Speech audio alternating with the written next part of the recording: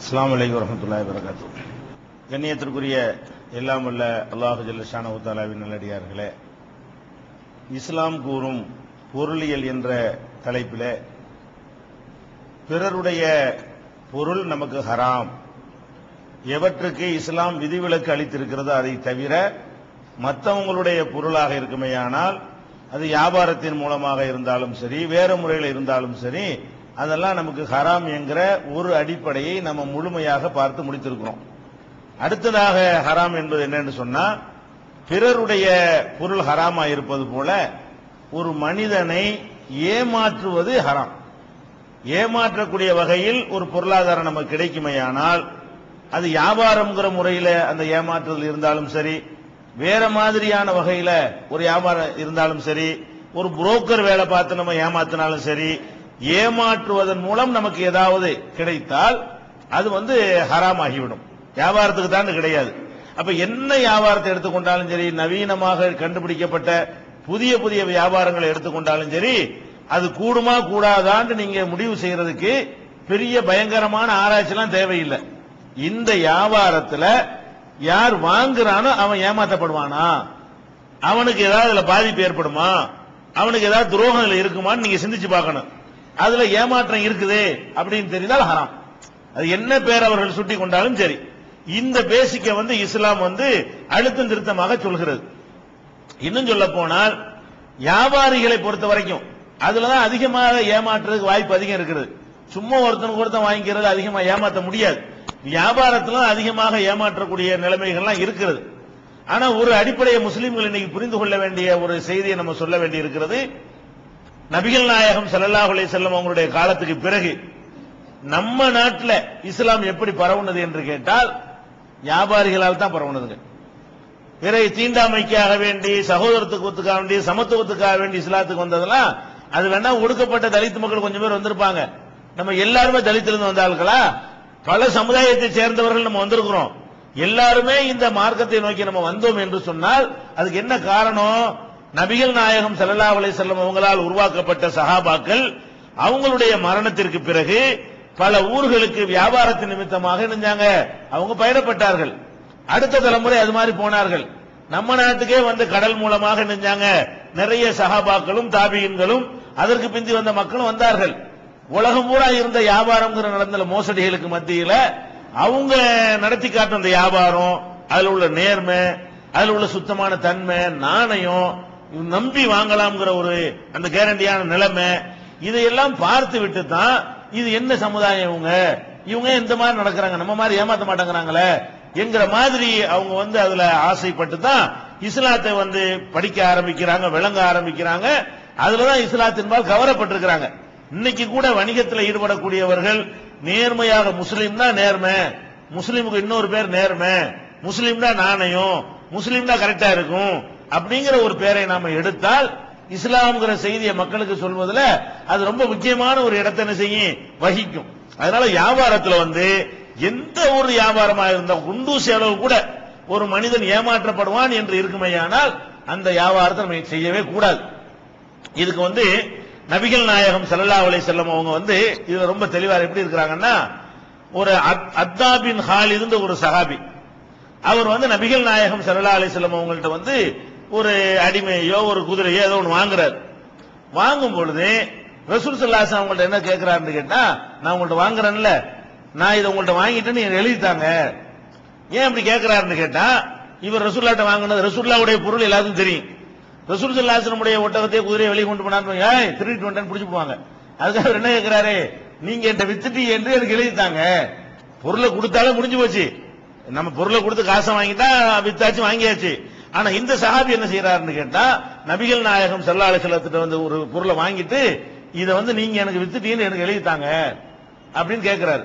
அப்ப நபிகள் நாயகம் ஸல்லல்லாஹு அலைஹி வஸல்லம் என்ன செய்யறாங்க, எழுதுன அவங்க எழுதுனாங்க அர்த்தம் கிடையாது, எழுத உத்தரவு போடுவாங்க, எழுதி கொடுப்பாங்க. என்ன எழுதி கொடுக்கறாங்க, அந்த கடிதத்தை காட்டுறாரு, எல்லாத்தையும் காட்டுவார் பிற்காலத்துல. ஆதா மஷ்தரல் அத்தா பின் ஹாலித் மின் முஹம்மது ரசூலில்லாஹ், இது அல்லாஹ்வுடைய தூதர் முஹம்மது ஸல்லல்லாஹு அலைஹி வஸல்லம் அவர்கள்ட்ட அத்தா பின் ஹாலித் என்ற நான் விலைக்கு வாங்கி கொண்டேன். ரசூல் ஸல்லல்லாஹு அலைஹி வஸல்லம் விக்கிறேன்னு சொல்றாங்க. லா தா, நான் விக்கிற இந்த பொருள்ல எந்த விதமான நோயும் இல்லை. அது அடிமைகளாகவோ ஆடு மாடு ஒட்டகமா இருந்தா நோய் இல்லைன்னு சொல்லணுமா இல்லையா? இந்த விக்கிற இந்த ஒட்டகத்துல இந்த மனுஷன்ட்ட எந்த நோயும் இல்லை. உல ஆயிலத்தை எதிலும் எந்த விதமான கேடுபாடுகளும் ஒரு ஆபத்துகளும் அதுக்கு கிடையாது. அதே மாதிரி உலா ஹிபுதத்தை ஹராம் எதுவும் கலந்துடல, மோசடி ஒன்றும் கிடையாது.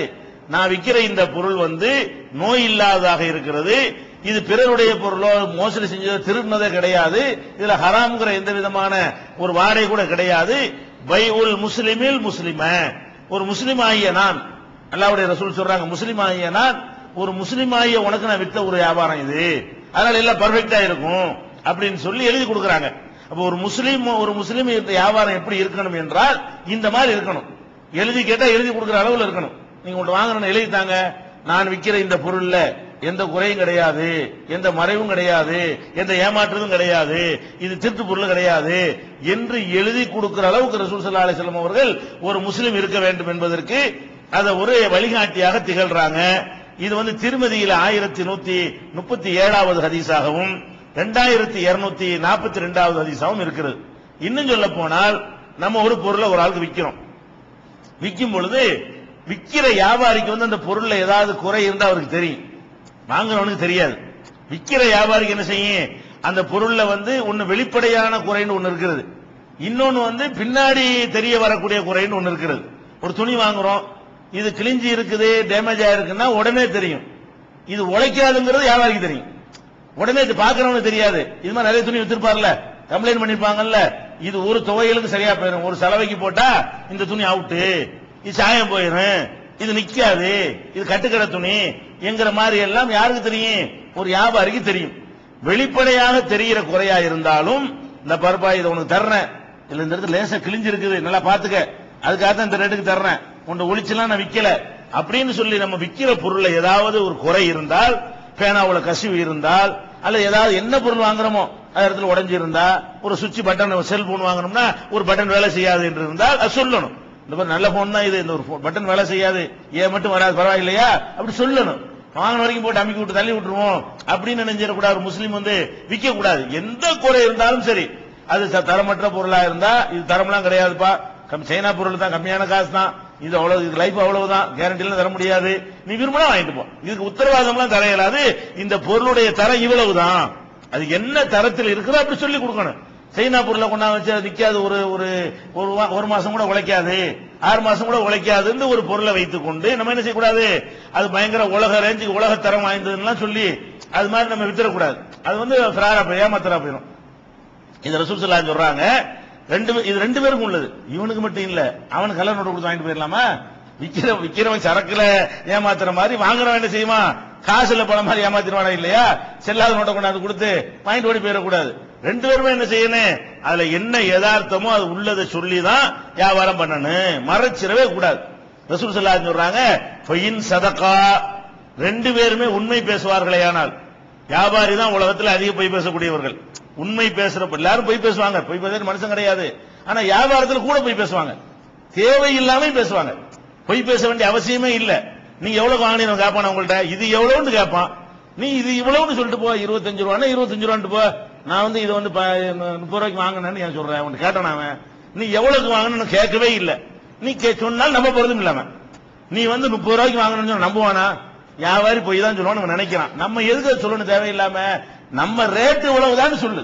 என்ன செய்யணும், ரெண்டு பேருமே உள்ளதை பேச. இவன் அப்படி சொல்லுவான், என்ன 20 ரூபா சொல்றீங்க, அந்த கடையில் 15 ரூபா சொன்னாங்கம்மா, அந்த கடையில் போய் இருக்க மாட்டான், சொல்லி இருக்க மாட்டாங்க. இந்த வாங்குறவன் என்ன செய்யறான், வாங்க போகும்போது மட்டும் வியாபாரத்தில் புடுகிறானா இல்லையா, நீங்க தான் கூட சொல்றீங்க, நாங்க 10 கடை விசாரிச்சு தான் வர்றோம், அது என்னத்துக்கு 15 ரூபாய்க்கு தர்றியான்னு கேளு, உனக்கு 15 ரூபாய்க்கு தான் வேணும்னா என்ன செய்ய, இது 15 ரூபாய்க்கு தர்றியா, அது நியாயமா கேளு, இல்ல 16 ரூபாய் வாங்கிக்கேன்னு கேளு. அந்த கடையில் இப்படி இந்த கடையில் இப்படின்னு சொல்லி இல்லாதெல்லாம் எதுக்கு சொல்லணும், நிஜமா இருந்தா சொல்லலாம். நிஜமாகவே நீ நான் நிஜமா இருந்தா இங்கேயும் சொல்லிட்டு அங்கே வாங்கிட்டு போறான், நிஜமா ஒரு இடத்துல 15 ரூபாய்க்கு சொன்னாங்கன்னா இவன் 20 ரூபாய்க்கு சொன்னா அஸ்ஸலாமு அலைக்கும் வரேன்னு நீ 15 ரூபாய் கடைக்கு போயிட வேண்டியதானே. அவன் நின்று புடிவாதம் முடிக்கிறதுல போய் விளங்கும், நின்றுகிட்டு அங்க 15 ரூபாய் சொன்னாங்க 19 ரூபாய் கொடுத்து வாங்கிட்டு போவான். பாக்குறேன் இல்லையா, அங்க 15 ரூபாய் சொல்ற ஒரு பொருளை எவனாச்சும் 19 வாங்குவானா? அப்ப பேரம் பேசுறதுக்காக வேண்டி இவனும் போய் சொல்றது, அவனு விக்கிறதுக்கு அவன் வாங்குற விலையில போய் சொன்னான்னு சொன்னா இவன் என்ன செய்வான், பஜார் மார்க்கெட் நிலவரத்தை போட்டு தேவையில்லாம போய் சொல்லுவான், எனக்கு இவ்வளவு தர்றியா அதை கேட்டு போவேன். அதனால பொய்ங்கிற தேவையில்லை வியாபாரத்துல. ரசூல் ஸல்லல்லாஹு அலைஹி வஸல்லம் சொல்றாங்க, ஃபைன் சதகா, ரெண்டு பேருமே உண்மை பேசுவார்களே ஆனால், வியாபாரிகள் விக்கிர வாங்குறவங்க ரெண்டு பேரும் உண்மை பேசுவார்களே ஆனால், பையனா தெளிவுபடுத்தி பேசுவார்களே ஆனால், எதை மறைக்காம தெளிவுபடுத்தி இதான் நிலைமை தான் கண்டிஷன் தான் என்று தெளிவுபடுத்தி பேசுவார்களே ஆனால், பூரிக்க லகுமா ஃபீ பையிஹிமா, ரெண்டு பேருடைய வியாபாரத்தில் அவர்களுக்கு பரக்கத் செய்யப்படும். நம்ம ஏற்கனவே பரக்கத் சொன்னோம்ல, இந்த பரக்கத் லாபம் தான் ரொம்ப கிடைக்கிற மாதிரி இருக்கலாம். நீங்க பொய் சொல்வதன் மூலமாக லாபம் ரொம்ப கிடைக்கிற மாதிரி தெரியும், அந்த காசில் பரக்கத் இருக்குமா? இருக்காது.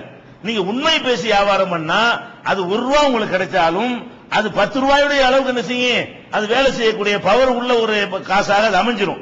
மறைமுகமான இறைவனுடைய அருள் கிடைக்கும். அப்ப வியாபாரத்தில் நமக்கு பரக்கத்து வேண்டும் என்று நினைத்தால் ஒரு சங்கல்பம், உறுதிமொழி எடுத்துக்கொள்ள வேண்டும்.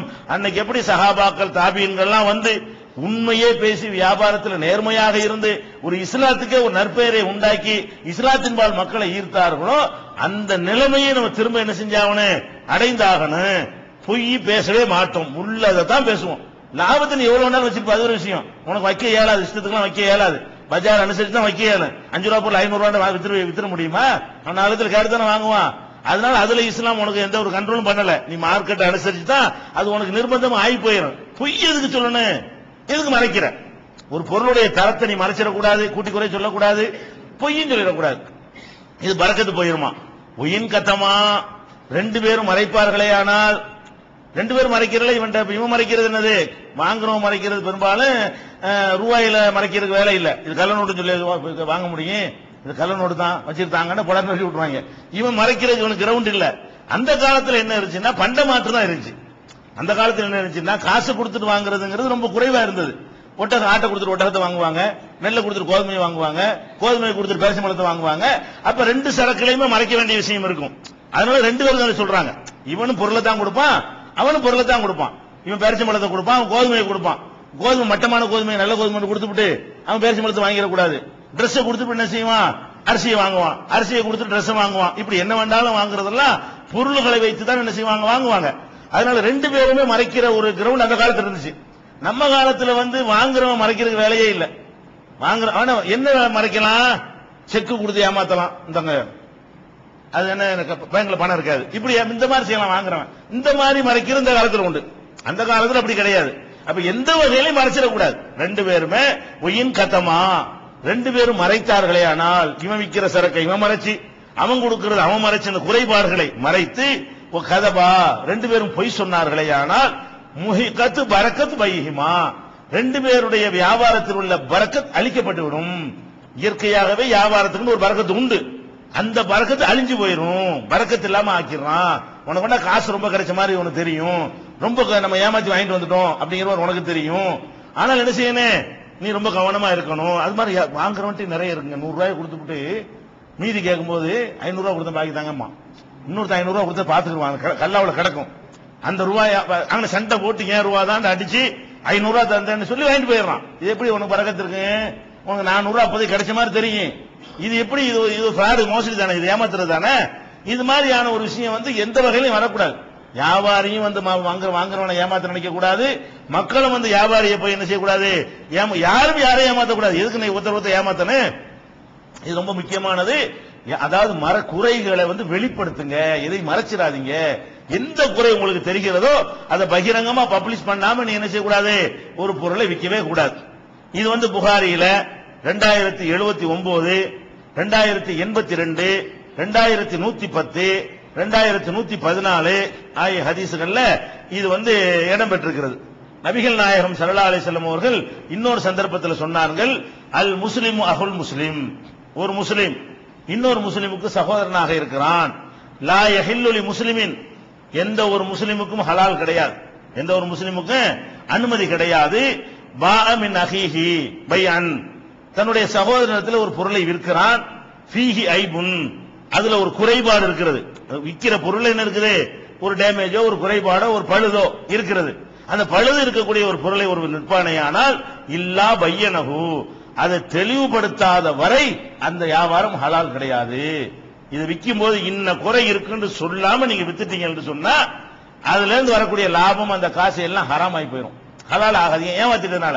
அப்ப நபிகள் நாயகம் ஸல்லல்லாஹு அலைஹி வஸல்லம் அவர்கள் எந்த ஒரு குறை இருந்தாலும் நம்மளா கண்டுபிடிக்காம கண்டுட்டா சொல்றது, அப்படியா நடிக்கிறது, அவன் ஏற்கனவே குறை இருக்குன்னு தெரியும், ஆமாங்க குறையில இருக்கு நீ வேற எடுத்துட்டு போங்க, இப்படி எல்லாம் அந்த விளையாட்டுல தேவையில்லை. இது குறைந்த டேமேஜ் உனக்கு தெரியாம சிலது இருக்கலாம். நம்ம விற்கிற பொருள்ல குறை இருந்து முதலாளி அந்த கடைக்காரனை கண்டுபிடிக்காம இருக்கலாம். அப்படி இருந்தா காட்டணும்னு ஒத்துக்க. இல்லையா உனக்கு ஏற்கனவே தெரியும் சொன்னா அந்த குறையை நாமளே என்ன செய்யணும், முந்திக்கிட்டு வாங்குறவன் கண்டுபிடிக்கிற வரைக்கும் பார்த்துட்டு இருக்க கூடாது. கண்டுபிடிச்சவனு ஒத்துக்கிறதுக்கு பேர் நாணயம் கிடையாது. அவன் கண்டுபிடிக்க முன்னாடி நம்ம என்ன செய்யணும், முந்திக்கிட்டு இந்த மாதிரி என்ன பிரச்சனை இருக்குது, இது வாங்கிட்டு போன நிறைய கம்ப்ளைண்ட் பண்ணிருக்காங்க, இது சாயம் போயிடும், இது கிழிஞ்சு போயிடும், இது சரியா வராது, அளவு குறைஞ்சிரும், 40 மீட்டர்னு சொல்லுவான் 30 மீட்டரா போயிருங்க, வாங்கி போகாதீங்க. இப்படி என்ன குறை இருக்கோ அவன் அறிந்திருக்கிற குறைகள் என்ன செய்யணும் மக்கள்கிட்ட சொல்லணும். இல்லைன்னா ஹராமா போயிடும். இது ஏன் ஹராமா போகுது, ஏமாத்துறதுனால. பொருளை கொடுக்குறோம் காசு வாங்குறோம், அது ஹராமுக்கு வேலையே இல்லை. எதனால ஹராம் ஆகுது, நீ மறைச்சியில குறைய சொல்லாம அந்த பொருளை வித்தியில, அதனால அந்த வியாபாரம் என்ன மாதிரி போயிடுது, இப்ப ஹராம் ஆகிவிடுது ஒருத்தனை ஏமாத்துனதுனால. சரியான ஆதாரப்பூர்வமான ஹதீஸ் இப்னு மாஜாவுல 2237வது ஹதீஸாக இது இடம்பெற்றிருக்கிறது. நபிகள் நாயகம் ஸல்லல்லாஹு அலைஹி வஸல்லம் உடைய காலத்துக்கு பிறகு நவாஸ் என்று ஒருத்தர் இருந்தார், அவர் தாபியை சேர்ந்தவர். அவர்கிட்ட ஒரு நோய்வாய்ப்பட்ட ஒரு ஒட்டகம் இருந்தது. நோய்வாய்ப்பட்ட ஒட்டகம், அது அந்த நோய் என்ன நோய்னா, இப்ப பார்த்தாலும் தண்ணி ரொம்ப குடிச்சிட்டே இருக்கும், அந்த மாதிரி நாக்கு வறட்சிங்கிற ஒரு நோய் அந்த ஒட்டகத்துக்கு வரும். அந்த நோய் உள்ள ஒரு ஒட்டகம் ஒண்ணு அவர்கிட்ட இருந்தது. இருந்தவன இப்னு உமர் ரலியல்லாஹு அன்ஹு சஹாபி, அவர் போய் என்ன செய்யறாரு, ஒட்டகம் சந்தைக்கு போனவன இந்த ஒட்டகம் நிக்குது. இத அந்த நவாஸ்ங்கிறவருடைய அவர் விற்கிற அந்த இடத்துல போய் கேட்டவன, அந்த கடையில் இருந்த இவருடைய இன்னொரு கூட்டாளி பங்காளி வித்து விட்டார். வித்தவன நவாஸ் வர்றாரு, எங்கப்பா அந்த ஒட்டகம், நோய் ஒட்டகம் இருந்துச்சு, என்ன பண்ண, அது வித்தாச்சு, ஒருத்தர் வாங்கிட்டு போயிட்டாரு. யார்கிட்ட வித்த, இந்த பெரியார் ஒருத்தர் வந்தாருன்னு சொல்லி இவரு இப்னு உமர் அடையாளம் சொல்றாரு. சொன்ன, ஆகா பெரிய தப்பு பண்ணிட்டு, பெரிய மனுஷன் போய் இது போய் வித்துப்பிட்டிய, அது நோய் உள்ளவட்ட சொல்லல நீ வித்துருக்கனு, சொல்லாம வித்துப்பிட்டிய அப்படின்னு சொல்லிட்டு என்ன செய்யறாரு, நேர புறப்பட்டு அவர் இப்னு உமர்கிட்ட போய், இப்னு உமர் அவர்களை தெரியாம தான் வித்துவிட்டான், சொல்லிதான் வித்துருக்கனு, நீங்க அதை திருப்பி தந்துருங்க, நான் வாங்கிக்கிறேன், உங்க காசு பிடிங்க அப்படின்னு. அவர் என்ன பண்றாரு, ஓட்டிட்டு போப்பாங்கிறாரு. ஓட்டிட்டு போன்னு சொல்லி திடீர்னு யோசனை சொல்றாரு, இல்ல இருந்துட்டு போகுது, ரசூல் ஸல்லல்லாஹு அலைஹி வஸல்லம் சொல்ல நான் கேட்டிருக்கிறேன், ஒரு ஒட்டகத்துக்கு நோய் இருந்துச்சுன்னு சொன்னா அந்த நோய் இன்னொரு ஒட்டகத்துக்கு தொத்தாதுன்னு சொல்லி இருக்காங்க, இது இருந்தா இருந்துட்டு போது என்ன வரப்போகுதுனால, வேற நோய்க்கு வரப்போதா, வேற ஒட்டகத்தை பாதிக்க போதா, நான் புரிஞ்சுக்கிட்டப்பா. ரசூல் ஸல்லல்லாஹு அலைஹி வஸல்லம் அவர்கள் அதுவா தொற்று நோய் இதனால வராதுன்னு சொல்லிட்டாங்க, அதனால நான் இந்த ஒட்டகத்தை வச்சுக்கிறேன் அப்படின்னு அவர் சொல்லிட்டாரு. பிரச்சனை என்னன்னு சொன்னா, ஒரு சொல்லிக் கொள்ளாமல் அதை வித்துட்டோம்னு சொன்னா அதை திரும்பி வாங்குறதுக்காக ஒருத்தர் முயற்சி பண்றாரு. இப்னு உமர் ரலியல்லாஹு அன்ஹு அவர்கள் என்ன செய்யறாங்க, அதை திருப்பி கொடுக்கிறதுக்கு அவங்களும் தயாராகிறாங்க. ஏன் இந்த மாதிரி தான் ரசூல் ஸல்லல்லாஹு அலைஹி வஸல்லம் அவர்கள் அந்த சமுதாயத்தை பழக்கி இருந்தாங்க. குறைய சொல்லாம வித்து விட்டோம்னு சொன்னா, நம்ம கடையில உள்ள பையன் நினைச்சிட்டான், ஒரு பொருளை வித்து விட்டான், அடே குறைய சொல்லி வித்தியா, இல்லங்க சும்மா வித்துட்டேன், யார்ட்டா வித்தேன்னு பதறிட்டு ஓடணும்.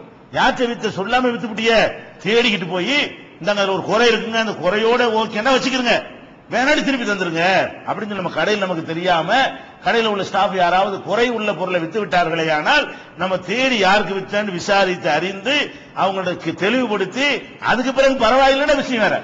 குறைய சொன்ன பிறகு இருந்துட்டு சின்ன டேமேஜ் தானே, இதனால என்னங்க வச்சுட்டு போங்க அப்படின்ட்டு அந்த குற்றம் வராது நமக்கு. அப்ப அப்படி ஒருத்தர் நம்மளை சேர்ந்தவர் அப்படி செஞ்சுட்டாரே, ஆனால் அப்படி போய் சரி பண்ணணும் அந்த உண்டாக்குனாங்க ரசூல் ஸல்லல்லாஹு அலைஹி வஸல்லம். இந்த மாதிரி நாணயமிக்க நேர்மையான ஒரு சமுதாயத்தை நபிகள் நாயகம் ஸல்லல்லாஹு அலைஹி வஸல்லம் உண்டாக்கி இருந்தார்கள் என்பதை புகாரியில 2099வது ஹதீஸ்ல பார்க்கிறோம். அப்ப ஒரு குறை, ஒரு ஒட்டகத்துல ஒரு நோய் இருக்கிறதெல்லாம் கூட குறை, என்னென்ன குறையெல்லாம் இருக்குன்னு பாருங்க. அந்த குறைகளை மறைக்கிறதுனால அது எவ்வளவு பெரிய பாவமா வருதுங்கிறதுக்காக இது சொல்லப்படுது. அதே மாதிரி ஒருத்தர் நபிகள் நாயகம் ஸல்லல்லாஹு அலைஹி வஸல்லம் உடைய காலத்தில் நடந்த ஒரு சம்பவம். ஒரு ஆள் என்ன செய்யறாருன்னா, சந்தையில கொண்டாந்து சரக்கு எல்லாம் இறக்குறாரு. சந்தையில கொண்டாந்து சரக்கை இறக்கி அவர் விற்பனை பண்றாரு. மக்கள் கூட்டம் கூட்டமா நிக்கிறாங்க. அவர் என்ன பண்றாருன்னு கேட்டா, அந்த சரக்கு ஒண்ணு எடுத்துக்கிட்டு அது என்ன தரத்தில் உள்ளதோ அதை சொல்லாம அதுல இல்லாதெல்லாம் இருக்கிற மாதிரி என்ன செய்யறாரு, பயங்கரமா அவர் சொல்றாரு. ஒரு பொருளை வச்சு என்ன செய்யறது, இது தண்ணிக்குள்ள போட்டா டார்ச் லைட் எடுத்துக்கிறது, தண்ணிக்குள்ள அமுக்கினாலும் இது உள்ள தண்ணி போகாது, தூக்கி எரிஞ்சாலும் உடையாது, 2 வருஷத்துக்கு பல்ப் வீசா போகாது, ஒரு தடவை சார்ஜ் ஏத்தனா 8 நாளைக்கு நிக்கும். இப்படி எல்லாம் உடனே கண்டுபிடிக்க முடியுதெல்லாம், உடனே கண்டுபிடிக்கிற விஷயத்தை உடனே கண்டுபிடிச்சிருவான். இதெல்லாம் பின்னாடி உள்ள விஷயங்கள். இந்த பின்னாடி உள்ள விஷயங்கள் இந்த காலத்துல விக்கிறாங்கல்ல, அந்த மாதிரி என்ன செய்யறாரு இவரு, இந்த வியாபாரி, இந்த விற்க வந்தவர் இத ரொம்ப அவர்கிட்ட இருக்கிற சரக்குகள்ல என்ன தரம் இல்லையோ அதெல்லாம் இருக்கிற மாதிரி சொல்லி, இல்லாத தகுதி எல்லாம் அதுல இருக்கிற மாதிரி சொல்லி அவர் அந்த விற்கிறாரு. அதோட அல்லாஹ் பேர்ல சத்தியம் வேற பண்றாரு. நான் சொல்றேன், அல்லாஹ் மேல சத்தியம், இது சாதாரண பொருள் இல்லை, இதுல ஒரு 10 பேர் தூக்கு போடுதா தொங்கலாம் தாங்கும் அப்படின்னு சொன்னா அது தாங்கணுமா இல்லையா? அந்த மாதிரி இல்லாத ஒரு தரத்தை செய்யறது இருக்கிற மாதிரி அவர் பாட்டுக்கு என்ன செய்யறாரு, அளந்து விடுறாரு. இந்த அளந்து விடுறேன்னு சொல்றாங்கல்ல, அந்த மாதிரி அவர் செய்யறாரு. இது எல்லாத்தையும் என்ன பண்றாரு, அல்லாஹ் பேர்ல சத்தியம், அல்லாஹ் மேல ஆணையா நான் சொல்றேன், இது அப்படிப்பட்ட ஒரு சரக்கா இருக்கும் அப்படின்னு சொல்லிட்டு அவருடைய சரக்குகளை பத்தி கூட குறைய சொல்றாரு. உடனே என்ன எதுக்கு செய்யறாரு, மக்களை ஏமாத்துறதுக்காக செய்யறாரு. உடனே அல்லாஹ்ட்ட இருந்து வசனம் வருது, இவருக்காக வேண்டிய இந்த ஆள் வியாபாரம் பண்ணதுக்காக வேண்டிய முஸ்லிம்களை விழிப்படைய செய்வதற்காகவும் இந்த மாதிரி ஆட்களை எச்சரிக்கை பண்ணுவதற்காகவும் அல்லாஹ் வசனத்தை இறக்குகிறான். 3:77 வசனம், 3வது சூராவுல ஆல இம்ரான்ல 77வது வசனம் இந்த இவருக்காக தான் இறங்குது. என்ன இறங்குது, இன்னல்லதீன யஷ்தரூன பி அஹதில்லாஹி வ ஐமானிஹிம், அல்லாஹ் பேர்ல உள்ள சத்தியம் செய்து அல்லாஹ்வுடைய பெயரை பயன்படுத்தி சமணன் கலீலா அற்பமான ஒரு பொருளை விலைக்கு வாங்குகிறார்களே, இவர்களுக்கு நரகம் காத்திருக்கிறது, இவர்கள் தண்டிக்கப்படுவார்கள் கண்டிக்கக்கூடிய ஒரு வசனம் 3:77 வசனம் இறங்குகிறது. அப்ப அல்லாஹ் மேல சத்தியம் பண்ணி இல்லாத ஒண்ணு இருக்கிறதா சொன்ன உடனே வகி வர்ற அளவுக்கு அல்லாஹ் அதை கண்காணிச்சிட்டு இருக்கான். அல்லாஹ் என்ன பண்றான், மக்கள் ஏமாத்தப்படுறாங்கன்னு சொன்ன தொழுகம் நம்ம மட்டும் எல்லாம் சொல்லிட்டு இருக்கல, எதை பாக்குறான், எங்கேயாவது ஒருத்தன் வந்து இஸ்லாத்தை சொல்லி அல்லாஹ்வை சொல்லி மார்க்கத்தை சொல்லி மக்களை ஏமாத்துறான்னு தெரிஞ்ச உடனே அதுக்கு ஒரு வகி, இந்த மாதிரிலாம் செய்யக்கூடாதுன்னு சொல்லிட்டு மக்களுக்கும் வந்து அல்லாஹ் வந்து எச்சரிக்கை பண்ணுவதோடு அந்த விற்பனையாளருக்கு என்ன செய்யறான், அல்லாஹ் எச்சரிக்கை பண்ணுகிறான்ங்கிற இந்த செய்தி புகாரியில 2088வது ஹதீஸாகவும் 2675வது ஹதீஸாகவும் பதிவு செய்யப்பட்டிருக்கிறது. அதனால பொருள்ல என்ன இருக்கிற குறைய மறைக்கிறதும் குற்றம். இப்ப உள்ள என்னன்னு கேட்டா இல்லாத இருக்கிறதா சொல்றது, குறைகளே இருக்காது. ஆனா இது என்ன தரத்தில் உள்ள அதுதானே சொல்லணும். இது மேற்கொண்டு இருப்பதாக இல்லாத ஒன்றை இருப்பதாக சொல்வதற்கு பாருங்களேன், இதுவும் ஏமாத்துறதான். வாங்குறவன என்ன செய்யறது, அவனை மதிமயங்க செஞ்சு அவனை நம்ப வச்சு அவனை ஏமாத்தி அவன்கிட்ட காசு பறிக்கிறது. இது வந்து அல்லாஹ் வந்து இதுக்காக கண்டிச்சு வசனம் இறக்குகிற அளவுக்கு இது பெரிய தப்பு, அல்லாஹ்வுடைய கடு கோபத்துக்குரிய காரியம் என்பதை நம்ம விளங்கிட்டோம். பொதுவாகவே நீங்க விளங்கின வியாபாரிகள் சத்தியம் பண்ணவே கூடாது. பொதுவா உண்மையை சொன்னா கூட சரி, வியாபாரத்தில் நீங்க சத்தியம் பண்ணீங்கன்னு வைங்க, ரசூல் ஸல்லல்லாஹு அலைஹி வஸல்லம் சொல்றாங்க, வியாபாரத்துல பொருளை வாங்குறியா அங்க அல்லாஹ் பேர்ல சத்தியம் பண்ண உனக்கு தேவையே கிடையாது. உன்னுடைய நாணயத்துக்கு நிக்கணும். எதை கொண்டு நிக்கணும், உன்னுடைய நாணயம், உன்னுடைய தரம், உன்னுடைய நேர்மை, அதை வச்சு என்ன செய்யணும், நீ பஜார்ல நிக்கணுமே தவிர எதற்கான அல்லாஹ் மேல சத்தியமா இது நல்லா தரும், அல்லாஹ் மேல சத்தியமா நல்லதா இருக்கட்டும், நிஜமா நல்ல பொருளுங்க, பஜார்ல அதான் டாப்பான ஒரு பொருள்னு வச்சுக்கிறங்க, அதான் 1ஆம் நம்பர் பிராண்ட்னு வச்சுக்கிறங்க, அதுக்காக வேண்டி சும்மா சொல்லாத இது நல்ல குவாலிட்டிங்க தாங்க ஃபர்ஸ்ட் குவாலிட்டி சொல்லுவேன், அல்லாஹ் மேல சத்தியமா ஃபர்ஸ்ட் குவாலிட்டி சொல்ற, இதுக்கே அல்லாஹ்வை இழுக்கிற. அல்லாஹ்வுடைய ரசூல் சொல்றாங்க, இந்த மாதிரி அல்லாஹ் மேல நீங்கள் சத்தியம் செய்வது உங்களுடைய சரக்குகளை அதிகம் விற்பதற்கு உதவலாம், ஆனால் மம்ஹகத்துன் லில் பரக்கா, அப்படி சொல்றாங்க ரசூல். மன்ஃபகத்துன் லிஸ் ஸலா மம்ஹகத்துன் லில் பரக்கா, அது சரக்குகள் விற்பது. அல்லாஹ் மேல சத்தியம் நம்பி வாங்குவான்ல, ஃபர்ஸ்ட் குவாலிட்டி அல்லாஹ் மேலே சத்தியம் பண்ணி சொல்றான், அது கரெக்டா தான் இருக்கு அப்படின்னு சொன்னா வாங்கிட்டு போவாங்க. சரக்கு வேண்டாம் விற்கும். நீங்க சொல்ற உண்மையா கூட இருக்கலாம், உண்மையா இருந்தா கூட ஒரு வியாபாரி சத்தியம் பண்ணக்கூடாது. வியாபாரத்துக்கு வியாபாரியுடைய வேற ஏதாவது ஒரு வியாபாரி கொடுக்கல் வாங்கல வந்து என்ன செய்யுது, சின்ன வியாபாரி பெரிய வியாபாரி கடன் கொடுக்கணும், வாங்கிட்டு இல்லங்கிறான், அல்லாஹ் மேல சத்தியமா கொடுத்துட்டேன்னு சொல்லி இது வேற விஷயம். ஒரு பஞ்சாயத்துக்கு சத்தியம் செய்யறது வேற, ஒரு விவகாரத்துக்கு சத்தியம் பண்றது வேற. உன்னை சத்தியம் பண்ண சொன்னானா ஃபர்ஸ்ட் குவாலிட்டின்னு சொல்ல நம்பணும், அவன் நீ கரெக்டாவே சொல்லுவேன் நம்பணும். அப்படி நாணயத்தை வாங்கணுமே தவிர எதுக்கு எடுத்தாலும் அல்லாஹ்வை எழுத்து சத்தியம் பண்ணணும்னு சொன்னா ரெண்டு நடக்கும். சரக்கு நல்லா விற்கும், பார்த்தா 10,000 20,000 1 லட்சத்து வியாபாரம் நடக்கிற மாதிரி தெரியும், பரக்கத்து இருக்குமா அதுல இருந்து கிடைக்கிற காசுல எந்த விதமான நம்ம தேவைகள் நிறைவேறாது, மேற்கொண்டு கஷ்டங்கள் வந்துகிட்டு இருக்கு, பரக்கத்து அழிந்து விடும். அதனால வியாபாரிகள் வந்து வியாபாரம் சம்பந்தமா சத்தியம் பண்ணாதீங்க. உங்க சத்தியம் பண்றதுக்கு மார்க்கத்து யார், இது யாருடைய சொத்து, இது யாருக்கு உரியது, உன்னுடைய என்னுடையதா, அதுல ஆதாரம் இல்லாம போச்சா சத்தியம் பண்றது, இப்படி எதுக்கு சத்தியம் பண்ணணுமோ அதுக்கு தான் நீங்க சத்தியத்தை யூஸ் பண்ணணுமே தவிர பிசினஸுக்கு நீங்க சத்தியம் பண்ணவே கூடாது. வியாபாரத்துக்கு என்ன செய்யக்கூடாது, அல்லாஹ் மேல சத்தியமா நீங்க சொல்லவே கூடாது, அது இருந்தா பரக்கத்து போயிடும். சத்தியம் பண்றதுக்கு அல்லாஹ் விளையாட்டு பொருளா வியாபாரத்துக்கு அல்லாஹ் பயன்படுத்திங்க ஆயிரும். என்ன யாரே வியாபாரத்தில் அல்லாஹ் நடப்பன இல்லையா, என்ன இதுக்கு வியாபாரத்தில் இருக்கிற நீ உன் நாணயத்துக்கு நிக்க வேண்டியான, சரக்கு நல்லன்னு சொல்லிட்டு போயிருக்க வேண்டியான. அதனால அல்லாஹ் என்ன பண்ணிடுறான், என் பேரை யூஸ் பண்ணதுனால நான் மறைமுகமா அந்த அருள் கொடுப்பேன்ல, அதை நான் உருவிடுறேன். அப்ப நம்ம பரக்கத்து நிறைய வேணும், அல்லாஹ் நம்ம வியாபாரத்தில் நிறைய தரணும் நினைத்தோமே, ஆனால் பொய்ய சொல்லி சத்தியம் பண்ணக்கூடாது, பொதுவாக சத்தியம் பண்ணக்கூடாது, உள்ளதை சொல்லி கூட என்ன செய்யக்கூடாது. இதுல ஏமாத்துறது ஒண்ணும் இல்லாவிட்டால் கூட அது தொடர்ச்சியா ஒரு ஆள் சத்தியம் பண்ணி கூட குறை சொன்னார் இல்லையா, அது தொடர்ச்சியா வர்றதுனால இதையும் சேர்த்து சொல்லிக்கிற வேண்டி இருக்குது. இதுல ஏமாற்றுதல் ஒண்ணும் கிடையாது, ஆனா பரக்கத்து போயிருங்கிறதுக்காக வேண்டி இதை சொல்கிறோம். இது புகாரியில 2087வது ஹதீஸாக இடம்பெற்றிருக்கிறது. அப்ப இதெல்லாம் ஏமாத்துறதுல வருது. நபிகள் நாயகம் ஸல்லல்லாஹு அலைஹி வஸல்லம் அவர்கள் மர்ர ரசூலுல்லாஹி ஸல்லல்லாஹு அலைஹி வஸல்லம் அலா சுப்ரத்தி தஆமின், ஒரு உணவு குவியல், உணவுனா பேரிச்சம்பழமா இருக்கலாம், கோதுமையா இருக்கலாம், வேற ஏதாவது நவதானியங்களாக இருக்கலாம், ஏதோ ஒரு உணவு குவியல், உணவு குவியல் குவிக்கப்பட்டிருக்கிறத கடந்து போறாங்க. போய்கிட்டு இருக்காங்க பஜார்ல, ஏதோ குவிச்சு வச்சிருக்காங்க. குவிச்சு வச்ச உடனே ரசூல் ஸல்லல்லாஹு அலைஹி வஸல்லம் அவர்கள் ஃபஅத்கல யதஹு பிஹா, தன்னுடைய கையை உள்ள விடுறாங்க. குவியலா தானியம் இருக்கிறது, கையை உள்ள விட்டு பாக்குறாங்க. பார்த்தா நாலத்து அசாபிஹு பலனன், அவங்களுடைய விரல்ல ஈரம் படுது. மேல பார்த்தா காஞ்சி இருக்குது கோதுமை, உள்ள கையை விட்டா கை ஈரமா இருக்கு. அப்ப என்ன கோதுமை ஈரத்துல ஊற வச்சிருக்காங்கன்னு விளங்குது, ஈரமா இருக்குன்னு விளங்குது. அப்ப ரசூல் ஸல்லல்லாஹு அலைஹி கேக்குறாங்க, மாஹாதா யா சாஹிபத்தாம், என்னப்பா என்ன உணவு வியாபாரியே நீ என்ன இந்த வேலை பண்ணிருக்கிற, என்ன இது மேல காஞ்சதா இருக்கு கீழே ஈரமா இருக்கு, இது என்ன, இது வியாபாரமா, இது என்ன முறை கேக்குறாங்க. அசாபத்து சமாவு யா ரசூலல்லாஹ், அல்லாஹ்வுடைய தூதரே மழையினால அது மாதிரி போயிடுச்சு, நான் தண்ணியில ஊத்தில ஊற வைக்கல, மழையினால வந்துருச்சு. இருக்கலாம் சஹாபாக்கள் அப்படி செஞ்சு வேணும்னு தண்ணியை ஊத்தி ஊற வச்சு வைக்க மாட்டாங்க.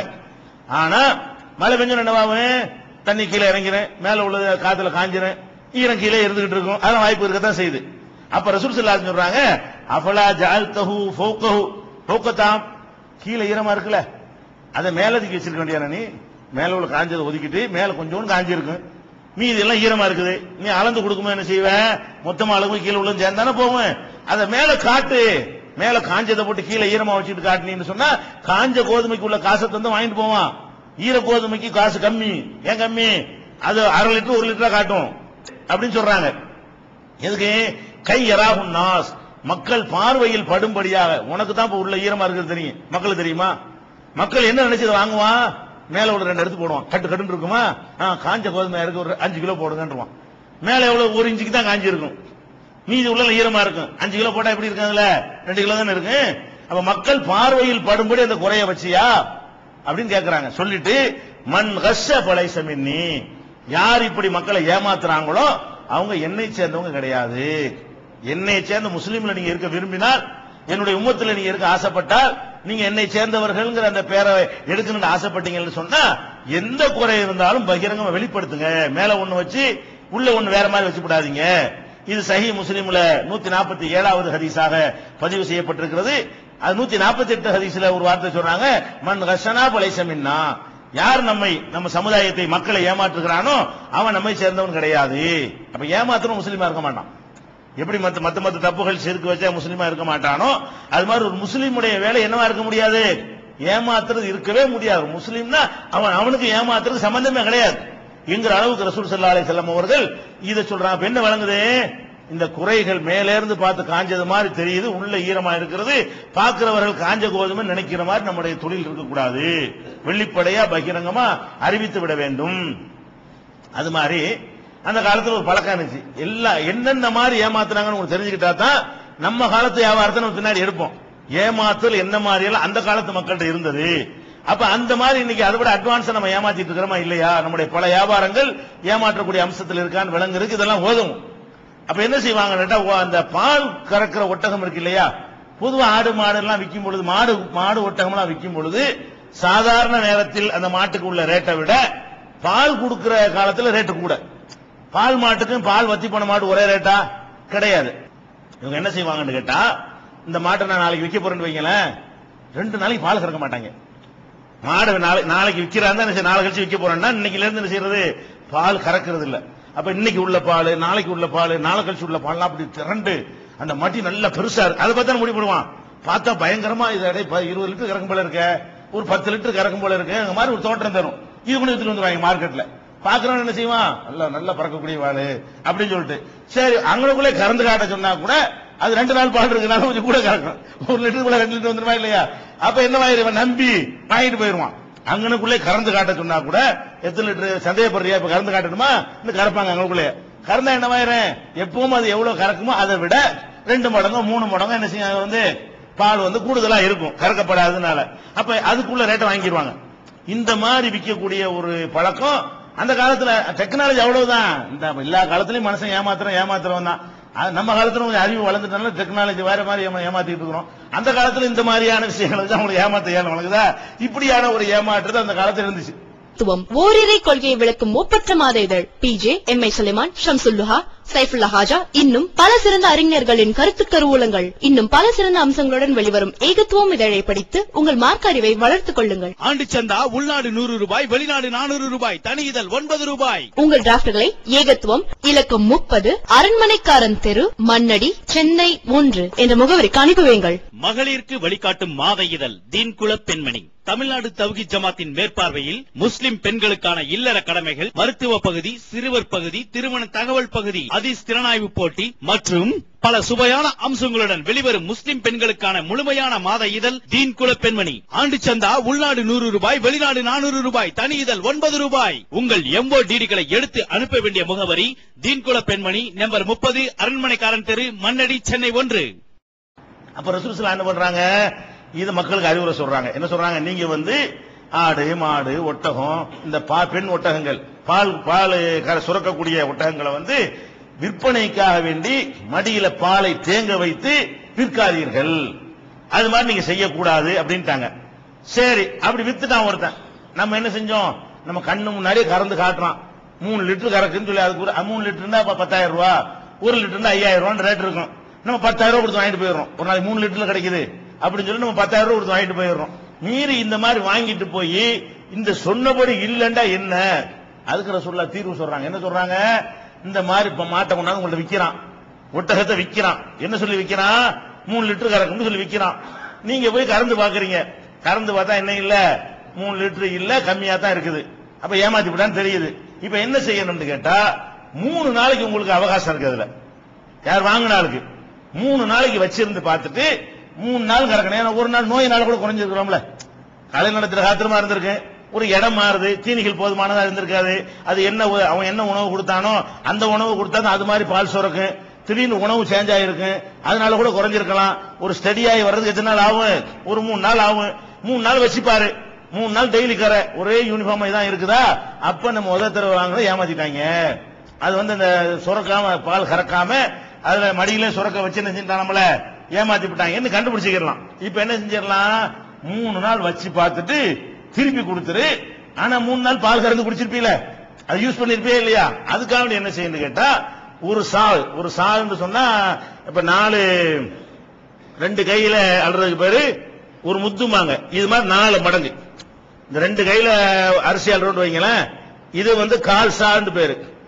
இது மாதிரி 4 தடவை அள்ளிப்பட்டா எவ்வளவு? ஒரு சால். அந்த அளவுக்கு உள்ள தானியத்தை, கோதுமையை சேர்த்து கொடுத்துடணும். பால் குடிச்சதுக்காக வேண்டி ரிட்டர்ன் பண்றோம்ல, ரிட்டர்ன் பண்ணும்போது நினைச்சிருந்தேன், நம்ம அந்த பால் 3 நாள் கறந்து குடிச்சிருப்பா, இந்தா வேணாம், நீ சொன்னபடி ரிசல்ட் இல்ல, நாங்க இத்தனை நாள் யூஸ் பண்ணோம்ல, யூஸ் பண்ணதுக்கு அவன் தீனிலாம் போட்டு வேற இருப்பான். அதனால அவனுக்கு கொஞ்சம் பால் அவனுக்கு அதுல ஹலால் ஆயிரும், கொஞ்சோண்டு கூடுதல் அவன் எடுத்திருப்பான். அதனால என்ன பண்ணிக்கிறேன், உன் மாடு நீ சொன்னபடி இல்ல, நீ சொன்ன ஒட்டகம் நீ சொன்னபடி இல்ல, உன் மாட்டையும் வச்சுக்க, காசை திருப்பி கொடுத்துரு, நான் பயன்படுத்தினதுக்காக வேண்டி ஒரு சால் கோதுமையை நீ வாங்கிக்க, ஒரு சால் ஒரு மரக்கால் வச்சுக்கிறீங்களேன், ஒரு மரக்க அரிசி நீ வாங்கிக்க, ஒரு மரக்க அரிசியோட ஒட்டகத்தை திருப்பி கொடுத்துரு அப்படின்னு சொல்லி. இப்ப எவ்வளவு பாக்குறாங்க ரசூல் ஸல்லல்லாஹு அலைஹி வஸல்லம். இவனை ஏமாத்தக்கூடாதுன்னு கட்டளை இடுறாங்க. ஏமாத்தக்கூடாதுன்னு வெறும் கட்டளையா இருந்தா தீர்ப்பு என்ன? ஏமாத்திட்டாண்டா பரிகாரம் வேணும்ல, அதுக்கு சட்டமும் சொல்லணும்ல. அந்த கவர்மெண்ட் நடத்துறாங்க இல்லையா, சட்டமும் சொல்றாங்க. திருப்பி அவன் வாங்கி திருப்பி கொடுத்தா என்ன செய்யணும்? மறுக்க கூடாது. சொன்னபடி இல்லைன்னு திருப்பி கொடுத்தா அதெல்லாம் முடியாதுன்னு சொல்லக்கூடாது. அல்லாஹ்வுடைய ரசூல் கட்டளை இட்டதுனால அவன் பேசாம என்ன செய்யணும்? வாங்கின அது திருப்பி கொடுத்துடணும். அவன் ஒட்டகத்தை மாட்டு திருப்பி வாங்கிக்கணும். ரசூல் ஸல்லல்லாஹு அலைஹி சொல்றாங்க, பாது இதுக்கு பிறகு யாராவது வாங்கினானே, இந்த ஒட்டகத்தை பாலை கறக்காம சுரக்க வச்சு விற்கிறாங்களே, அதை வாங்கி விட்டாரையானால் இன்னஹு பிஹைரின் நவரைனி, 2 விஷயங்களில் ஒன்றை அவன் தேர்ந்தெடுத்துக் கொள்ளலாம். யார் வாங்கினவன்? எதுக்கு? எப்பறம் பாத அங்க ஹலிபஹா, அதுல பால் கறந்து பார்த்த பிறகு 2ல் ஒரு முடிவுக்கு வரலாம். என்ன 2ல் ஒரு முடிவு? இன்சா அம்சக, விரும்புனா வச்சுக்கலாம். சரி 3 லிட்டர் சொல்லிவிட்டான், 1 லிட்டர் தான் கறக்குது, சரி தொலைஞ்சிட்டு போகுது, 1 லிட்டர் பரவாயில்ல அப்படின்னு மனசு பொருந்தி கொண்டால் பிரச்சனை இல்ல. பொருந்தி கொண்டா திருப்பி கொடுக்க அவசியம் கிடையாது. சரி 3 லிட்டர் போய் சொல்லி தொலைஞ்சு நாசமா போடா, நான் வச்சுக்கிறேன்டா, இந்த மாடு பிடிச்சிருக்கு, எனக்கு இந்த ஆடு பிடிச்சிருக்குன்னு சொல்லி வச்சுக்கிறான், வச்சுக்கலாம். ஒயின்சா ரத்தஹா, விரும்பாட்டி திருப்பி கொடுத்துரு. ஓ சாஅம் மின் தம்ரின், பேரிச்சம்பழத்துல ஒரு சாகு கூடு. இந்த ஹதீஸ்ல அப்படி வருது. அதே மாதிரி வந்து இதுல 3 நாள் வரைக்கும், இது புகாரியில 2148 2150 ஆகிய ஹதீஸ்கள்ல இது இடம்பெற்றிருக்கிறது. சஹீஹ் முஸ்லிம்ல வரக்கூடிய அறிவிப்புல வந்து 3 நாட்கள் இந்த மாதிரி உனக்கு அவகாசம் இருக்குது. இது பொதுவா தான் இருக்குது. விரும்பினா வச்சுக்க, விரும்பினா கொடுத்துருன்னு சொல்லி அங்க 1.5 வருஷம் கழிச்சு கொடுக்க முடியுமா? அதுக்கு ஒரு டைம் வேணுமா இல்லையா? இந்த புகாருடைய அறிவிப்புல நாள் குறிப்பிடப்படல. முஸ்லிம்ல என்ன இருக்குன்னு கேட்டா, இது 3 நாளைக்கு நீ செஞ்சிடணும். 3 நாள் கடந்து போச்சுன்னா திருப்பி எல்லாம் கொடுக்க இயலாது. உனக்கு எவ்வளவு நாள் தான் டைம்? இன்னைக்கு இந்த ஆட்டை வாங்கிட்டு போனியா, மாட்டை வாங்கிட்டு போனியா, கறந்து பாத்தியா, ஒரு நாள் டெஸ்ட் பண்றேன்னு சொன்னா ஒத்துக்குருவோம். 2 நாளைக்கு டெஸ்ட் பண்ணா ஒத்துக்குருவோம். 3 நாளைக்கு கூட ஒத்துக்குருவோம். அப்புறம் 4 நாளைக்கு வச்சுட்டு வந்தீங்கன்னா அது ஒத்துக்கிற முடியாது. 4 நாள் என்ன பண்ண நீ, உனக்கு 3 நாள் தான் டைம் அப்படின்னு சொல்லி அவர் மறுத்துடலாம். 3 நாளைக்குள்ள இதை செஞ்சிடணும்னு சொல்லி முஸ்லீம்ல 2803வது ஹதீஸ்லயும் 2804வது ஹதீஸ்லயும் இடம்பெற்றிருக்கிறது. இதுல நம்ம என்ன பார்க்கிறோம்? அதுல வந்து 3 லிட்டர் கறக்கணும் சொன்னாலும் அது உண்மைதான். அது அப்போதைக்கு உண்மை. 3 லிட்டர் கறந்து காட்டுறானா இல்லையா, அந்த நேரத்தில் அது உண்மையாக இருக்கிறது. ஆனால் பிறகு பின்னாடி அதுல ஏமாற்றுதல் அடங்கி இருக்கிறது. அந்த நேரத்தில் நல்லது மாதிரி காட்டுறான், பின்னாடி என்ன ஆயிடுது? சிலது என்ன செய்வான்னு கேட்டா மேல இப்படி கோட்டிங் அடிப்பான். அடிச்சோன்னு இப்படி பல பலன் இருக்கும். பழங்குதா பின்னாடி பார்த்தா என்ன ஆயிரும்? அந்த கோட்டிங் போனோடனே பழசா போயிடும். அதுல மேப்பூச்சி பூசி இருக்குல்ல, மேப்பூச்சி பூசி என்ன செய்யலாம்? பழைய ஜாமானையே புது ஜாமா மாதிரி காட்டலாம்ல. அந்த மேப்பூச்சி போனவனே எல்லாம் அடிபட்டு போயிடும். ஆஹா பழசிலிருந்து ஏமாத்தி விட்டாங்க. அந்த மாதிரி உள்ள வியாபாரங்கள் எல்லாமே ஹராமு. இதெல்லாம் முஸ்லீம் செய்யக்கூடாது. கரெக்டானது தான் செய்யணும். அதே மாதிரி நபிகள் நாயகம் ஸல்லல்லாஹு அலைஹி வஸல்லம் இது ஒரு வகையான ஃப்ராட். அந்த காலத்துல இருந்த வியாபாரிகள் வந்து இதான் வியாபாரம் தான, ஒட்டகாடு இது விற்கிறதுனால வியாபாரம். அந்த காலத்துல வேற என்ன வியாபாரம் இருந்துச்சு? அதனால அதுக்குள்ள என்ன மாதிரி ஃப்ராட் பண்ணணுமோ அதெல்லாம் அந்த காலத்து மக்கள் பண்ணியிருக்கிறாங்க. அதுக்கடுத்து என்ன செய்யறவாங்கன்னு கேட்டா, ஒரு ஒட்டகத்தை விற்கிறதா இருந்தா, இப்ப இந்த ஒட்டகம் நான் வச்சிருக்கிறேன், இந்த ஒட்டகம் எவ்வளவு ரேட்டு? 1000 ரூபாய் ரேட்டு. இந்த 1000 ரூபாய் இந்த ஒட்டகம் கொடுத்துடணும்ல, அதான் வியாபாரம்ங்கிறது. இவன் என்ன பண்ணுவான்னு கேட்டா, இப்படி ஒரு வியாபாரம் பண்ணுவாங்க. எனக்கு 1000 ரூபாய் கொடுத்து ஒட்டகத்தை வாங்கிக்க, இந்த ஒட்டகத்தை இப்ப தரமாட்டான். ஆனா இந்த ஒட்டகம் குட்டி போடும்ல, குட்டி போட்ட பிறகு அப்புறம் இதை தருவேன். அப்ப எனக்கு இன்னொரு ஒட்டகம் வேணும்ல, ஒன்றை கொடுத்து நான் என்ன செய்யறது? எப்படி விற்கிறது? ரூபாயை முதல் வாங்கிக்கிறது, வாங்கிட்டு ஒட்டகத்தை கையில கொடுக்கறது இல்ல. எப்படி கொடுக்கறது? இந்த ஒட்டகத்தை உனக்கு தந்துடுறேன்ப்பா, கன்ஃபார்மா தந்துடுறேன். எப்ப தருவேன்? இந்த ஒட்டகம் குட்டி போடும்ல, அதுக்கு பிறகு இதை தருவேன். இந்த ஒட்டகம் குட்டி போடுமே, அந்த குட்டி ஒரு குட்டி போடுமே, பேத்தி எடுக்குமே, பேரம் பேத்தி எடுத்து உனக்கு தருவேன். இப்படி விற்கிறது. விற்கும்போது எப்படி விற்பாங்க? இந்த ஒட்டகம் புள்ள பெத்தவன உனக்கு தருவேன், இந்த ஒட்டகம் பேரம் பேத்தி எடுத்தவன செய்வேன், உனக்கு நான் வந்து இந்த ஒட்டகத்தை தர்றேன். விற்கும் பொழுது இப்ப உள்ளதுக்கு இப்ப உள்ள ரேட்டை பேசணுமே தவிர எப்படி விற்கிறது? இத வந்து 1 வருஷம் கூட ஆயிரும் இந்த குட்டி போடுறதுக்கு, 2 வருஷம் கூட ஆயிரும். 2 வருஷம் கழிச்சு விக்கிறேங்கிறதுக்கு இப்ப ரேட்டு பேசலாம். இப்ப இருக்கிற மாதிரி 2 வருஷம் கழிச்சு எதுக்குமா? அது இன்னைக்கு காட்டும் போது ஒட்டகம் என்ன மாதிரி இருக்கு அதே மாதிரியா 1 வருஷம் கழிச்சு இருக்கு, 2 வருஷம் கழிச்சு இருக்கு. அதுல எவ்வளவு மாற்றங்கள்லாம் வந்திருக்கு. அப்ப விக்கிறாதான் என்ன செய்யக்கூடாது? இப்படியாக வித்துட்டு இருந்தாங்க. அதாவது ஒரு ஒட்டகம் பிடிச்சு போச்சு, ஒரு பொருள் பிடிச்சு போச்சுன்னா இது எனக்கு தந்துதான் ஆகணும். இல்லப்பா எனக்கு இப்ப தர முடியாதுப்பா, இருந்தாலும் பரவாயில்ல நீங்க வச்சுக்கிறீங்க, நீங்க எப்ப தெரியல பார்த்தாங்க. இவனும் செய்யறது அவனும் செய்யறது. கடைசியில் என்ன ஆயிரும்? 1 வருஷம் கழிச்சு விக்கிறேன், 2 வருஷம் கழிச்சு விக்கிறேன், குட்டி போட்டவனு விக்கிறேன், குட்டி போட்டவனு விக்கிறேன். இந்த மாதிரியான ஒரு வியாபாரம் வந்து ரசூல் ஸல்லல்லாஹு அலைஹி வஸல்லம் காலத்துல வந்து இருந்தது. இதை கண்டிக்கிறாங்க. இது ஒரு வியாபாரமே கிடையாது. கண்டிப்பா இது ஃப்ராட், இது ஏமாற்றுறது. இது வந்து காசை வாங்கிவிட்டு ஜாமான ஒன்று கொடுத்து போடணும். அப்ப என்ன பொருளை நீ விக்கிறியா அது வந்து கண்ணுக்கு முன்னாடி எது காட்டி அதுதான் விற்கணும்.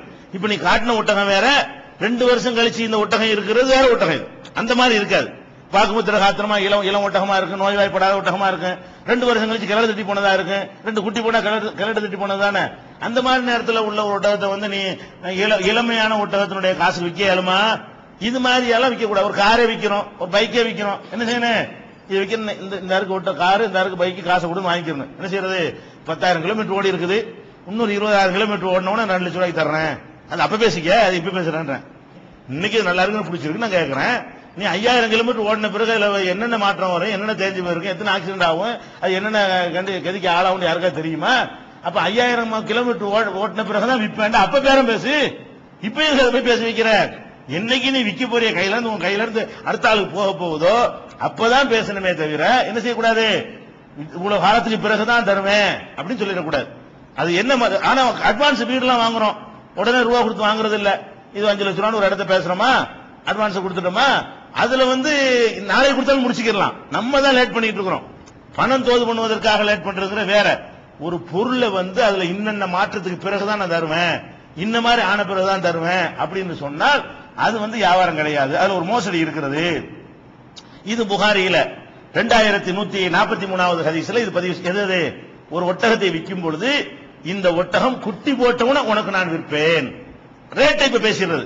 குட்டி போட்டவன ரேட்டை பேசணும், அது தப்பு கிடையாது. இந்த ஒட்டகத்துக்கு இதான் ரேட்டு, ஆனா இப்ப தரமாட்டேன். எப்ப தருவேன்? இந்த ஒட்டம் குட்டி போட்டு உனக்கு தருவேன்னா இது வந்து ஏமாத்துறது, இது செய்யக்கூடாதுட்டாங்க. இது புகாரில 2143வது ஹதீஸ்ல இடம்பெற்றிருக்கிறது. அதே இது ஒரு வகையான இது ஒரு ஃபராடு தானே. இது வாங்குறவனை குழப்பத்தில் ஆழ்த்துவதும் வாங்குறவனை ஏமாத்துறதும், அவன் என்ன இன்னைக்கு மாதிரியே நாளைக்கு இருக்கும் நினைச்சுக்கிட்டு ரூபாய் தந்து ஏமாந்து போக கடைசியில் நம்ம கொடுக்கும்போது அவன் என்ன மாதிரி பார்த்தாலும் அப்படி இருக்காது. அதை விட பல மடங்கு என்ன செய்ய அதனுடைய தரம் குறைந்து போனதாக இருக்கும். அப்படிலாம் செஞ்சிடக்கூடாது, இதெல்லாம் ஏமாத்துறதுதான். அதே மாதிரி வந்து வியாபாரத்தில் என்ன செஞ்சாங்கன்னு கேட்டா விதிவிலக்காக, அதாவது ஒரு தென்னை மர தோப்பு இருக்குன்னு வைங்களேன், 1000 மரம் இருக்குது, 1000 மரத்தை விற்கிறான் என்ன செய்யணும், 1000 மரத்தையும் வித்துட்டு போகணும். தோப்பை விற்கிறான், இந்த 1000 மரத்தை வித்து உனக்கு விற்கிறேன், ஆனா ஒரு 50 நான் எடுத்துக்கிறேன் அப்படின்னு சொல்றது.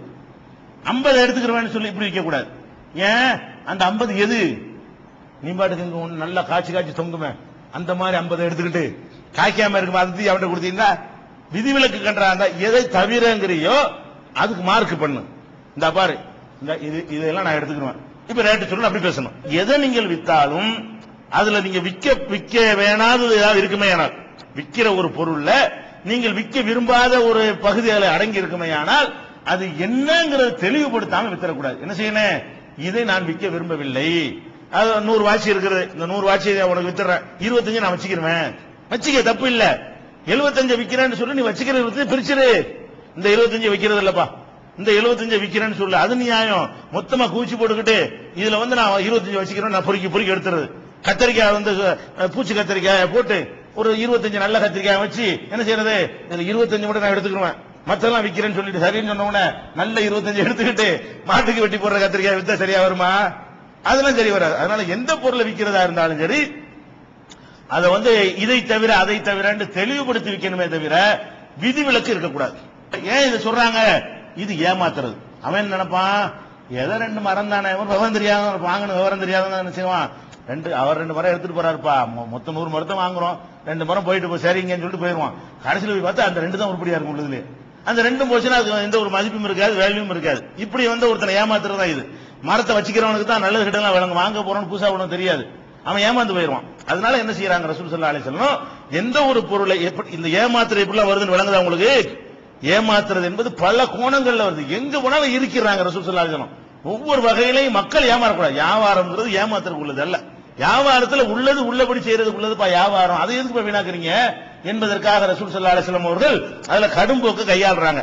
அதாவது ரசூல் ஸல்லல்லாஹு அலைஹி வஸல்லம் வந்து நஹா ரசூலுல்லாஹி ஸல்லல்லாஹு அலைஹி வஸல்லம் அனி சுனையா, விதிவிலக்கு பண்ணி விற்பதை, விற்பனை செய்யப்பட்டதில் விதிவிலக்கு அளிப்பதை ரசூலுல்லாஹ் தடுத்தார்கள். உன்னை வித்துட்டோம்னு சொன்னா இதை தவிர அதை தவிர விற்க கூடாது, இது ரசூலுல்லாஹ் ஒட்டுமொத்தமா தடுத்துட்டாங்க. இது முஸ்லிம்ல 2859வது ஹதீஸ்ல இருக்கிறது. ஆனா நசையில் என்ன வருதுன்னு கேட்டா அதை அவன் தெளிவுபடுத்தினாலே தவிர பொதுவா விதிவிலக்கு வைக்க கூடாதுன்னு சொல்லி முஸ்லிம்ல சொல்லிட்டாங்க. ஒன்றை வித்தா முழுசா தான் வைக்கணும். பேனா வித்தீங்கன்னா பேனா வித்துறன்னு மூடி மட்டும் வச்சுக்கிறேன்னு சொல்லக்கூடாது. மூடி மட்டும் சொல்லலாம், இதை ஒண்ணு எடுத்துக்கிறேன் மீதியை தருவேன்னு சொல்லக்கூடாது. எப்படி சொல்றது கூட, மூடி நமக்கு இந்த பேனா எடுத்துக்கிறியா, மூடி இல்லாத பேனாக்குள்ள காசு வாங்கிட்டு போவேன், நீ எதை எடுத்துக்கிறேன்னு தெரியாம அப்படி தரக்கூடாது. எதை வேண்டாலும் நீங்க விற்கலாம், விதிவிலக்கு பண்ணிக்கலாம். அந்த விதிவிலக்கு எதை பண்றீங்களோ அது வாங்குறவனுக்கு தெளிவுபடுத்தாம செய்யாதுன்னு சொல்லி நசையில 3820வது ஹதீஸாக இது இடம்பெற்றிருக்கிறது. இதெல்லாம் ரசூல் ஸல்லல்லாஹு அலைஹி வஸல்லம் காலத்தில் இருந்த வியாபாரத்தில் இருந்த ஒரு விதமான மோசடிகள், ஒரு விதமான ஏமாற்றுதல்கள். இந்த மாதிரி முஸ்லிம் உம்மத்து செய்யக்கூடாதுங்கிறதுக்காக அது எல்லா வாசலையும் அடைக்கிறாங்க. அதே மாதிரி நபிகள் நாயகம் ஸல்லல்லாஹு அலைஹி வஸல்லம் காலத்துல 2 விதமான வியாபாரம் இருந்தது. முலாமசாண்டு ஒரு வியாபாரம், முனாபதாண்டு ஒரு வியாபாரம் இருந்தது. முலாமசாண்டா என்னன்னு கேட்டா, அதாவது பொருள்களை வந்து விரிச்சு பார்க்க கொடுக்க மாட்டாங்க, தொட்டு தான் பார்க்கணும். தொட்டு பார்த்து என்ன செய்யணும், தொட்டு பார்த்தா சரி நல்லா இருக்கும் வாங்கிட்டு போயிடணும். ஒரு பட்டு புடவை இருக்குன்னு வைங்களேன், 72 மடிப்பு மடிச்சு வச்சிருப்பான், அது என்ன விரிச்சு விரிக்கணும் கூடாது, தடவிப்பாரு தரப்பு நல்லா இருக்கா, நல்லா இருக்கு வாங்கிட்டு போ, இப்படித்தான் நாங்க தருவோமே தவிர அதை விரிச்சு அதுல என்ன இருக்குது, அதுல டேமேஜ் இருக்கா, உள்ள இதே மேல மாதிரி உள்ள இருக்குமா, இதெல்லாம் பார்க்க கூடாதுன்னு சொல்லிட்டு கொண்டாந்து விற்பாங்க. வெளிநாட்டுல இருந்து சந்தையில சரக்கு கொண்டாந்து வச்சுக்கிட்டு அவங்க கொண்டாந்து வைக்கக்கூடிய அந்த பொருள் என்ன செய்யக்கூடாது, முழுசாக வந்து ஓபன் பண்ணி பாக்குறதுக்கு அனுமதிக்க மாட்டோம் அப்படின்னு சொல்லி விற்பாங்க. தொட்டு மட்டும் நீ பாத்துக்கலாம், நல்லா இருக்கா, நல்லா இருக்கு, தரமா இருக்குது, வலுவலு இருக்குது, அப்படி வாங்கிட்டு போயிடலாம் என்கிற மாதிரி கையில எடுத்து பார்க்கலாம், திறந்து பார்த்துடக்கூடாது. இந்த மாதிரியான முறையில சில பொருள் என்ன செஞ்சாங்க, விற்பனை செஞ்சுக்கிட்டு இருந்தாங்க. இதுக்கு பேர் முலாமசா. அதே மாதிரி முனாபதாண்டு என்ன செஞ்சாங்க, ஒரு வச்சிருந்தாங்க. என்னன்னு கேட்டா எடுத்துட்டா வாங்கிடணும்.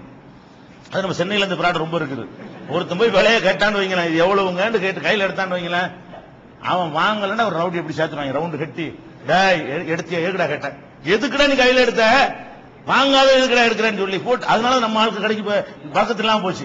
இதுதான் முலாமசா முனாபதாங்கிறது. இந்த மாதிரியான வியாபாரத்தை எல்லாம் நீங்க செய்யக்கூடாது என்று நபிகள் நாயகம் ஸல்லல்லாஹு அலைஹி வஸல்லம் தடை செய்த ஹதீஸ் புகாரியில 2144, 368, 584, 1993, 2145, 2146, 2147 இவ்வளவு ஹதீஸ்லயும் இந்த மாதிரி தொட்டு பார்த்தால் வியாபாரம் முடிந்து விட்டது, அது மாதிரி தூக்கி எறிகிறது பொருளை தூக்கி போடுறது, கையில வாங்கிட்டா முடிஞ்சு வச்சுக்கிறது. இந்த மாதிரி தூக்கி எரிஞ்சதுனால என்ன செஞ்சிடறது, நீ வாங்கிட்டீல ஒப்புக்கொள்ளாட்டால் நீ வாங்கித்தான் அவனு, அந்த மாதிரி வியாபாரத்தில் வாங்கக்கூடியவனை ஒரு அடிமை மாதிரி ஆக்கி இவங்களுடைய ஆதிக்கத்தை காட்டி வியாபாரிகள் தங்களுடைய ஆதிக்கத்தை செலுத்தி அவனுக்கு விருப்பமில்லாத ஒன்றை தலையில கட்டுறதுக்கு பாருங்க, அதுக்கு பேர் தான் முலாமசா முனாபதாங்கிறது. இந்த மாதிரியான முறையில் நீங்க வியாபாரம் பண்ணக்கூடாது. தரால் ரெண்டு பேரும் மனம் விரும்பி உவந்து அந்த பொருளை வாங்கினா தான் அதுக்கு பேர் என்னது வியாபாரம் என்பதை ரசூல் ஸல்லல்லாஹு அலைஹி வஸல்லம் அவர்கள் நம்ம கற்றுத் தர்றாங்க. இன்னும் பலவிதமான மோசடிகள் இந்த காலத்தில் இருந்தது. என்னென்ன மாதிரி வியாபாரத்தில் அவங்க அந்த மோசடிகளை கடைபிடிச்சாங்கன்னு அறிந்து கொண்டு விட்டு நம்ம காலத்தில் என்னென்ன மாதிரி மோசடிகள்லாம் இருக்குன்னா நீங்களே விளங்கிக்கலாம். நம்ம சொல்லாட்டும் நீங்களே விளங்கிக்கலாம். ஆகா இது கூடாது, இது யார்ட்டையும் 10 வாழ கேட்க வேணாம், எது எது கூடும் எது எது கூடாதுங்கிறத, இது கண்டிப்பா ஃப்ராட், நம்ம ஏமாத்துறோம், இதுல மோசடி இருக்குது, இது சம்பந்தப்பட்ட பாதிக்கப்படுவான், இதுல எந்த ஒரு நேர்மையும் இல்லைன்னு உங்களுக்கே தெரியும். அதனால இந்த வியாபாரங்கிறது இஸ்லாத்துல வியாபாரம் ரொம்ப பொருளாதார சட்டங்கிறது ரொம்ப ரொம்ப லேசு, கஷ்டம்னு சொல்லுவாங்க, ஒரு கஷ்டம் கிடையாது. அடுத்த பொருளை சாப்பிடாது ஏமாத்தாத முடிஞ்சு வச்சுல, எல்லாம் அடங்கி போச்சுல, எது எதுல ஏமாத்துற எது எதுல ஏமாத்து நீங்களா கண்டுபிடிக்கலாதா? அப்படி ஒரு அழகான ஒரு வாழ்க்கை திட்டத்தை ரசூலுல்லாஹ் தந்திருக்கிறாங்க. இது தொடர்பான மற்ற விஷயங்களை நாளைக்கு பார்க்கலாம். இந்த நிகழ்ச்சி பற்றிய உங்களின் மேலான கருத்துகளையும் ஆலோசனைகளையும் விளம்பரங்களையும் நாங்கள் எதிர்பார்க்கிறோம். நீங்கள் தொடர்பு கொள்ள வேண்டிய முகவரி TNTJ விஷன் நெட்வொர்க், இலக்கம் 30, அரண்மனைக்காரன் தெரு, மண்ணடி, சென்னை 3. தொலைபேசி எண் 25215226. Mobile number 9791145777. இமெயில் முகவரி tntjtv@gmail.com. Allah